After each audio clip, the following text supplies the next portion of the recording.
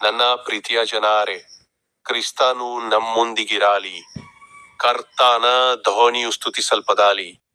ನಾನು ಅರುಣ್ PS ಮದ್ಕಿ. ನಿಮ್ಮೆಲ್ಲರಿಗೂ ಶುಭಾಶಯಗಳು.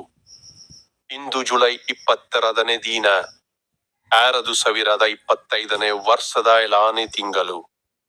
ಜಾರ್ಖಂಡ್ ರಾಜ್ಯದ ಪಶ್ಚಿಮ ಸಿಂಗ್ಭೂಮ್ ಜಿಲ್ಲೆಯಲ್ಲಿರುವ ಕೊಪ್ಪ ಗ್ರಾಮದ ಹೊಲಗಳಲ್ಲಿ ಬೆಳಗಿನ ಸೂರ್ಯನ ಕಿರಣಗಳಲ್ಲಿ ನಾನು ನಿಂತಿದ್ದೇನೆ. ಮತ್ತೊಮ್ಮೆ ನಾವು ನಮ್ಮ ಕೆಮೋಪತ್ರ ತೋಲಿ ನಿವಾಸಿಗಳು ಮತ್ತು ಇಬ್ಬರು ಪುರೋಹಿತರನ್ನು ವಿನಿಮಯ ಮಾಡಿಕೊಂಡೆವು.